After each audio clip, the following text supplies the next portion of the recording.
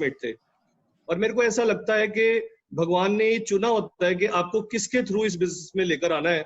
मेरे को लगता है कि जितनी जबरदस्ती और जितना हक मेरे पे वो जमा पाया, शायद और कोई मेरे को इस बिजनेस में ला भी नहीं सकता था। ऐसा नहीं था कि मैं इसको बिजनेस को कुछ अच्छा या बुरा समझ रहा था, ऐसा नहीं था, बट मैं ओपन नहीं था कुछ और करने के लिए, है ना। सबसे अच्छी बात है कि मैं आगे बढ़ने वाला था। जैसे ही मेरे को पता चला, एक मीटिंग में मेरे को जबरदस्ती उठा के लेके गया जहाँ पे सतेंद्र जी ने आना था, और मैंने उनकी प्रेजेंटेशन देखी वहां पर। वहां पे 19 प्रोस्पेक्ट आए हुए थे उस दिन। उस होटल मीटिंग थी एक, जो किसी डिफरेंट ग्रुप की, हमारे ग्रुप की नहीं थी वो, मतलब सतेंद्र जी के डिफरेंट ग्रुप की थी। और वहां पे जो अरेंज की गई थी वो होटल मीटिंग, उसमें 19 प्रोस्पेक्ट थे, जिसमें कि 17 जो थे वो ज्वाइन नहीं हुए, if I am not wrong. 17 join नहीं हुए, 2 बंदे ज्वाइन हुए थे, मेरे को आज तक याद है, एक सोडी साहब है और एक मैं। और हो सकता है, मेरे को आज नहीं पता, हो सकता है उस वक्त मेरे में जो इंटरेस्ट होगा वो 19 में से शायद सबसे कम होगा, है ना। बट जो गॉड का प्लान था वो कुछ और था। तो मेरे को मेरे स्पॉन्सर ने या मेरे अपलाइन ने या सतेंद्र जी ने प्री जज नहीं किया, अंडर एस्टिमेट नहीं किया। इसी कारण मैं आज इस बिजनेस में हूँ और बिग टाइम बिल्ड कर रहा हूँ, है ना। तो उसके बाद सबसे अच्छा काम जो मेरे स्पॉन्सर ने किया, मेरा हाथ जो था वो सतेंद्र जी के हाथ में पकड़ा दिया।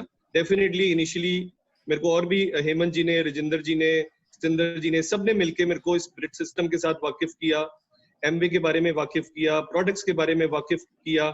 और बट मेरा जो मेजर जो मेरा दिल मिलने वाली बात जो थी, जो मैं अपनी सारी बातें जो शेयर करता था, जो छोटी मोटी प्रॉब्लम्स होती थी या जो भी मेरे कंसर्न्स थे, वो मैं सतेंद्र जी के साथ ही डिस्कस करता था। जो सॉल्यूशन लेने वाली बात होती थी वो मैं सतेंद्र जी से ही लेता था।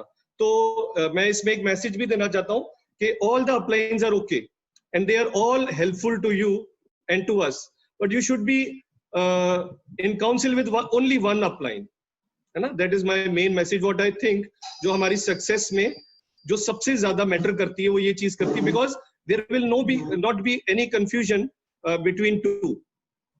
तो जो उससे आगे जो हुआ वो एक हिस्ट्री बन के रह गई। हमारी सतेंद्र जी ने बहुत हेल्प की। हम डेफिनेटली एग्रेसिवली इस बिजनेस को बिल्ड करना शुरू हो गए। सबसे मतलब ऐसा हो गया कि सारी जो फोकस था हम अपने पे लेना चाहते थे। उसके लिए हमने जो भी जितना भी इनिशियली चेंज कर पाए, हम मीटिंग पे we were on every meeting. Ludhiana में अगर मीटिंग होती थी तो हम अपने ग्रुप को, जो भी 5, 7, 10 बंदे होते थे, हम गाड़ी करके, ट्रेन में, बस में, हम लुधियाने मीटिंग में आते थे। पेस मीटिंग्स होती थी उस वक्त, एक महीने में एक मीटिंग होती थी जो जिसमें ग्रुप टीचिंग होती थी, उसमें भी हम अपने ग्रुप को लेकर जाते थे। मतलब we were ready to learn and ready to change at that time. That helped us a lot. And उसके बाद सतेंद्र जी ने हमारी हेल्प की, हमारे साथ स्पॉन्सरिंग शुरू हो गई। जब भी सतेंद्र जी आते थे, हम नए नए लोगों को उनके सामने बिठाते थे, होम मीटिंग्स होती थी। बट बहुत सारे लोग हमारे साथ सतेंद्र जी ने ज्वाइन कराए, बहुत सारे लोग हमने सतेंद्र जी के सामने बिठाए और ज्वाइनिंग्स हुई, ग्रुप भी बन गया, बहुत ग्रुप बन गया। पर हमें ये बाद में समझ आया कि वो सारे ग्रुप को हैंडल करने के लिए जो स्किल्स थे, जो कैपेसिटी थी, वो हमारे में डेवलप नहीं हो पाई। आज इसके कारण वो बहुत सारे लोग हमारे साथ आज नहीं लॉन्ग रन में चल पाए, क्योंकि वो हमारी रिस्पॉन्सिबिलिटी थी जो उनको संभालना या सर्व करना, या वो हमारी जो रिस्पॉन्सिबिलिटी थी। हम वेट करते थे सतेंद्र जी आएंगे तो हम प्लान दिखाएंगे, सतेंद्र जी आएंगे तो हम नया बंदा मिलाएंगे, सतेंद्र जी आएंगे तो हम मतलब जैसे खाना खाएंगे या पानी पिएंगे। बट वो धीरे धीरे हमें सतेंद्र जी ने फिर हमें इंडिपेंडेंट करना शुरू किया। हमें बताया कि मैं तो 15 दिन में एक बार आऊंगा, तो क्या उतनी देर तक आप उनको फीड नहीं करोगे। धीरे धीरे हमने रिस्पॉन्सिबिलिटी, वीवर मतलब मैं 20s में था अपनी, जब मैंने ये बिजनेस, लेट 20s में था जब मैंने इस बिजनेस को स्टार्ट किया।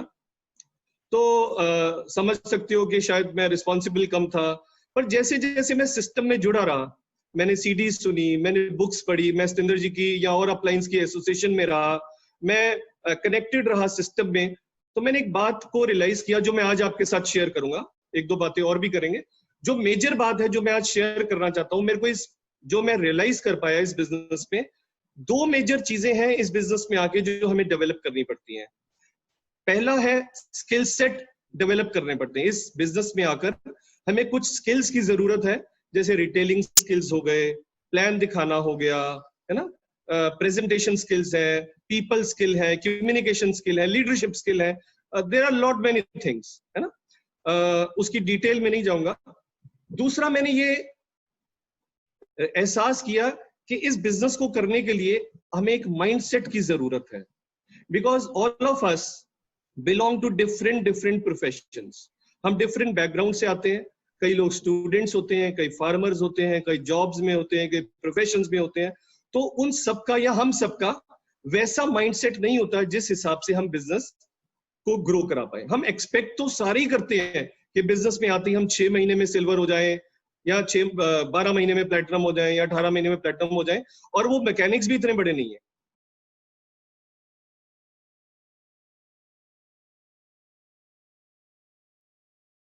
मेरे ख्याल सिल्वरशिप जो है वो अचीव की।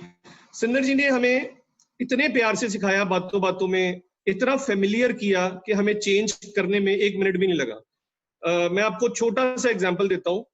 मेरे को सिंदर जी ने एक बार पूछा था कि ड्रिंक कर लेता है। मैंने कहा हाँ जी, कभी कभी कर लेता हूँ। मेरे को इन्होंने एक बार कहा कि आज के बाद नहीं करनी, पर वो दिन गया और मैंने उस चीज का नाम भी नहीं लिया। मैं आपको ये ओपनली इसलिए बता रहा हूँ कि पहले सिंदर जी ने मेरे साथ इतना प्यार डाल लिया था, इतना हक मेरे को जमा मेरे पे, मतलब मैंने उनको दे दिया था कि वो मेरे को एक वर्ड कहें और उस वर्ड को उनको दोबारा कहने की जरूरत नहीं पड़ी। वो मेरी जिंदगी में से वो चीज खत्म हो गई। तो इसमें एक और भी मैसेज है कि अपनी अपलाइन को इतना हक दे दो कि वो आपके कान खींच सके, तभी आप सुधर सकोगे और तभी आप ग्रो हो सकोगे। ठीक है। दूसरी बात जो इंपॉर्टेंट है, हमने स्किल्स तो सीख लिए, हमने रिटेलिंग करनी भी सीख ली। हम 500-500 पीवी, 1000-1000 पीवी कर भी लेते थे। मैं भी कर लेता था, हमारे ग्रुप में भी लोग करते थे और आज भी करते हैं। That was no big deal. Important चीज जो धीरे धीरे मेरे को समझ में आई, वो ये समझ आई, अनटिल अनलेस मैं इस बिजनेस को डेवलप करने के लिए वो माइंडसेट नहीं डेवलप करूंगा तो मैं बिग टाइम ग्रो नहीं कर सकता। अब माइंडसेट से मतलब क्या है? रिस्पॉन्सिबिलिटी समझना, इन्वेस्टमेंट मेंटेलिटी होना, डिलेड ग्रेटिफिकेशन को अंडरस्टैंड करना, लीड करना लोगों को। बहुत सारे लीडर्स हमारे ग्रुप में आएंगे, बहुत अच्छे अच्छे प्रोफेशन के लोग आएंगे, बहुत ऑलरेडी सक्सेसफुल होंगे। मेरे में ऐसा क्या गुण है जो मैं उनको लीड कर सकूं? तो वो गुण पैदा करना, दैट मीन्स मेरा एक माइंडसेट डेवलप हो जाए जिसमें कि मैं उन लोगों को वो माइंडसेट दे सकूं जिसमें वो एनवायरनमेंट में वो पल सके, वो ग्रैस्प कर सके और वो इजीली कंफर्टेबली ग्रो हो सके, जिससे वो आगे बढ़ पाए। तो उस वक्त फिर मेरे को ये समझ आया कि without this system, without the taking help of this books, without listening to the senior level diamonds and above, we can't grow our mindset. हम mindset उन लोगों से ले सकते हैं, हमारा mindset घर बैठे तो डेवलप होगा नहीं। mindset हम उन लोगों से ले सकते हैं जिन्होंने ऑलरेडी अपना चेंज किया है, डेवलप किया है। उनको ऑब्जर्व करके हम ये सीख सकते हैं कि हम इस बिजनेस में बिग टाइम कैसे ग्रो करेंगे, है ना। हमने ये समझ में आई कि हमें रिस्पॉन्सिबिलिटी लेनी पड़ेगी, हमें कहाँ कहाँ इन्वेस्ट करना है। हमें कहना नहीं पड़ता कि हमारी अपलाइन को कि आप अब जैसे टेक्नोलॉजी पैक का जमाना है। मैं एक दिन बात कर रहा था सिंदर जी को, तो मैंने कहा जी मैं लीडरशिप एसओपी करा लूं। वो कहते हाँ करा ले, कोई बात नहीं। मेरे को नहीं उन्होंने कहा कि तू करा ले, मैंने उनसे पूछा। जब टेक्नोलॉजी पैक आया, ही डिडंट टेल मी कि ये पैक कराओ, मैंने उनको करा के पूछा जी मैंने तो डायमंड पैक करा लिया। आई थिंक मेरे को लगता है कि सिंदर जी को पता है, अगर कोई भी चीज होगी, कोई बुक आएगी, कुछ होगा, तो मेरे को इसको आज कहने की जरूरत नहीं है कि तेरे को ये कराने की जरूरत है, ये मीटिंग होने वाली है, यहाँ पे तेरे को आने की जरूरत है। आप तब करो, आप तब रिस्पॉन्सिबल हो, तब आपका माइंडसेट डेवलप हुआ है जब आपको आपकी अपलाइन ये कह कर नहीं करा रही कि आपको ये करना पड़ेगा, आपको यहाँ पे आना पड़ेगा। आपको रिस्पॉन्सिबिलिटी लेनी पड़ेगी, ओनरशिप ओन करनी पड़ेगी, आपको ये माइंडसेट डेवलप करना पड़ेगा, तब आप इस बिजनेस में बिग टाइम ग्रो हो सकते हो। आज हमारा बिजनेस जो है, अब देखो टेक्नोलॉजी का जमाना है, जूम के थ्रू मीटिंग्स हो रही हैं। जूम के थ्रू मेरे को लगता है सब फील कर रहे हैं कि हम बेटर कुछ कर पा रहे हैं, और भी मैं अपने स्किल्स डेवलप कर रहा हूँ। आज मेरा मणिपुर में ग्रुप है जिसको मैं जूम के थ्रू डेवलप कर रहा हूँ। मेरा लखनऊ में ग्रुप है, लखनऊ के पास एक गोंडा है। यूपी में बहुत जगह हम डेवलप कर रहे हैं, है ना। अहमदाबाद में डेवलप कर रहे हैं, दिल्ली में, हरियाणा में, पंजाब में डेवलप कर रहे हैं। We are completely in home. 20 मार्च से आज तक हम घर से बाहर नहीं निकले, एमबी ऑफिस भी नहीं गए, कहीं नहीं गए, कुछ भी करने के लिए नहीं गए, बट एक दिन भी हमारा बिजनेस नीचे नहीं आया, रादर हमारा बिजनेस ग्रो हुआ है। बल्कि हमें सिंसियर लीडर्स को पहचानने का मौका मिला है, जो सिंसियर है, जिनको जा जाकर हमें जगाना पड़े वो सिंसियर नहीं है, जो कमिटेड है अपने ड्रीम के लिए, जो कमिटेड है सिस्टम के साथ प्लग्ड इन है, वो कहीं नहीं टूटे, वो कहीं नहीं नीचे आए, उनकी ग्रोथ बढ़ रही है, हो रही है, रेगुलर हो रही है, क्योंकि वो कांस्टेंट अपनी अपलाइंस के साथ अटैच्ड है, सिस्टम के साथ अटैच्ड है। और we are taking everyday blessings. हम जब भी अमृतसर जाते थे तो सुंदर जी के साथ काउंसलिंग करते थे। आज भी मेरे को छोटी से छोटी बात की जरूरत होती है तो कंफ्यूजन ना करने से बेटर होता है कि मैं उनसे पूछ लेता हूँ।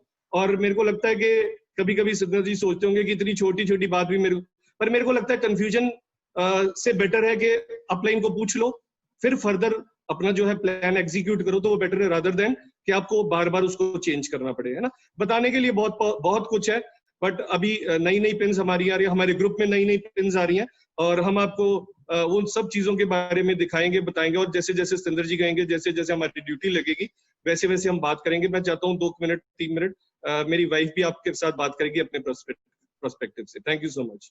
गुड इवनिंग एवरीबॉडी, मेरा नाम डॉक्टर नवनीत कौर है और मैं स्पेशलाइज करती हूँ स्पोर्ट्स मेडिसिन में। बेसिकली नवनीत थोड़ा सा ऊंचा बोलना पड़ेगा, आपकी आवाज नहीं आ रही है। ठीक है बाजी।